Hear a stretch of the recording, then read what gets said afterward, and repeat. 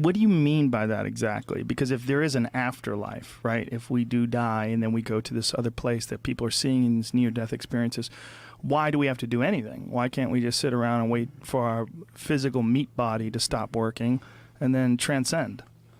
Well, this gets addressed in David's book, in the Dead Saints Chronicles, because it's our job to transcend. In other words, if we don't do anything, well, something happens to us. And again, here's where the near-death experiences get interesting, because almost none of them are negative.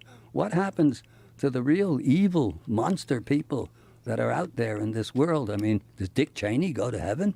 Gee, if he does, I don't want to be there. That would be hilarious. Imagine if you get to heaven, you're like, Dick fucking Cheney's up here. You got to be kidding me, man. I should have done so much more. I mean, he's in the special waterboarding division where they have... Well, maybe he just, realizes it. No, but seriously, this is the purpose. You'd never know it from listening to these guys. This is the purpose of religion. It's a practice. It's not something you believe in. It's something that you do. And if you don't do it, you don't, unless you go through an NDE, and you come back and you start doing it in one way or another. But it's my own personal conviction is that unless enough people are doing this and getting somewhere with it, it's not as though everyone's going to become enlightened. They probably aren't. Again, going deep into the whole theories of reincarnation and return and so on, which is part of Egypt and part of all of the Eastern cultures of reincarnation. No, the chances are you don't make it in one lifetime. But these things, let's say, there's a report card. There's a divine report card where these things are measured. I mean, Jesus says, insofar as, the Bible is a scholarly morass, and I usually try to avoid using it as evidence for things because it's so open to interpretation and it's so convoluted to begin with, and who knows what's original to it and what isn't. But, many are called, few are chosen. But those who are called, who do their work or who try to do their work, reap the benefit of that on an internal level that the quackademics can't measure and don't want to measure and don't believe can be measured. But somebody with a presence is very different from somebody without any presence at all. You see that in the world around you as you go. Yeah, I want to bring you back around, though, because I'm still confused. What do you mean by it's our goal to achieve immortality? Like, what do you mean by that? Do you mean, like, the physical body no longer dies? And do you believe that, like, whatever I read, I do not remember what I read, but what I read about the earliest depictions of the pharaohs that they lived an extraordinary length of time, similar to like Noah. Like Noah in the Bible was 600 years old when he built the ark, correct? Something like that. Something like that. And that this is a common thing. And now, is this because the way we think of time, they had a different interpretation of it, and what 600 years is to us is not 600 years to them? Is it like in the Quran when they talk about 72 virgins? When the expression 72 virgins is not really 72. What 72 virgins means, well, it's interesting because it's 72 again. That's right. What it means is a large. It's like a shitload. Like someone saying a shitload. You'll have 72 virgins in heaven. Like, oh, whoa, what am I gonna do with all them? It's just a large number. It's the actual. It's not the actual number 72. It's just sort of a euphemism for a large number. That's one of the theories of all of those different strange numbers in the Bible, and I don't know any better than anyone else. As far as I know, the pharaohs lived ordinary lifespans, and of course there's no evidence, physical evidence of the pharaohs, the Necheru, when the divine rulers ruled, and the Shemsuhor when they ruled. There's none of that, and we simply don't know. The Tibetans have accounts, if you want to believe the Tibetans, and I tend to, I don't see why they should lie, of great lamas who live several hundred years and go when they choose to. I don't know, simple as that. And actually, you might say it's no more than kind of mental. It's an interesting hypothesis, like Bigfoot, but who cares? The only thing that actually counts is the inner work. And if you're doing it, you're doing it.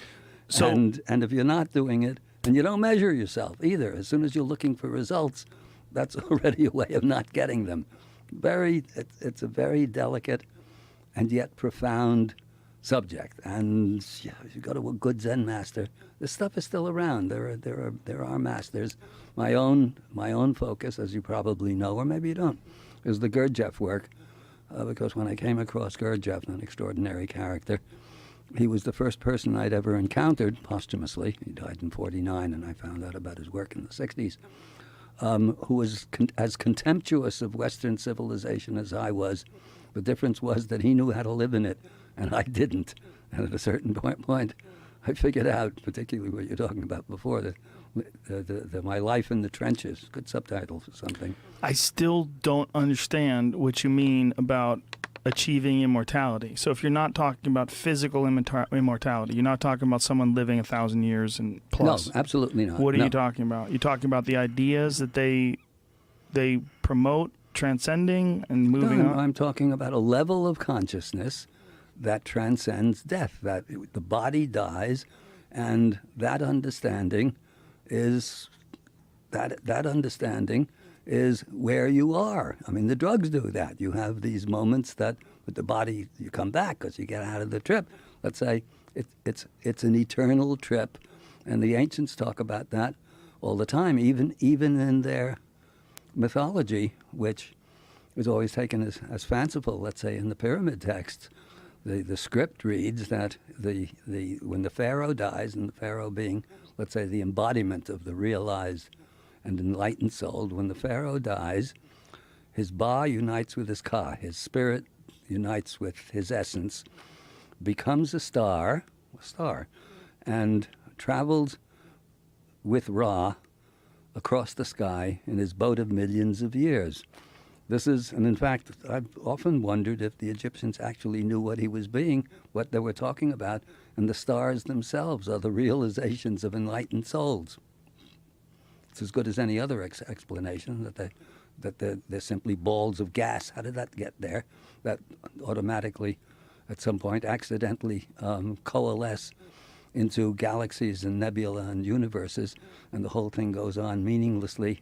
Well, I don't think anybody thinks it's meaningless, but it is kind of fascinating that stars themselves are the only reason why people are alive. That's right. Like we are made of stardust, which is just We are indeed. incredible to think that the seeds of human life and all carbon life, in fact, come from a star exploding.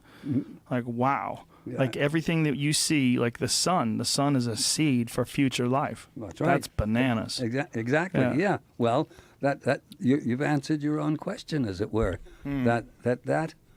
That understanding, and I wouldn't even call it a philosophy. It's an understanding by people who understand more than we do, certainly more than I do. But if you say that's our goal to achieve immortality, that sounds like we're going to get it anyway, no matter what. Well, no, actually, with the NDEs, no. What happens? No? Not really. No, they've had their experience. They've had their X number of minutes of grace, and come back transformed, and realize that they have to live their lives differently. They don't even talk about the future or anything like that. I mean, this is obviously a very big thing that not many people evidently achieve. But the effort, like everything else, the effort is the effort, and it's on the scorecard. It's like it's not so different from everybody who picks up a violin isn't going to end up in Carnegie Hall, and everyone who picks up a baseball bat isn't going to play center field for the Mets or any other team. But it's the effort that counts, and it's a certain kind of directed and intelligent effort that is painful in its own way, but carries its own reward, and it manifests in a kind of presence. And just in our daily lives, even with people who are not consciously doing it, but they're doing it, they have a different level of presence, and you notice it when you meet them.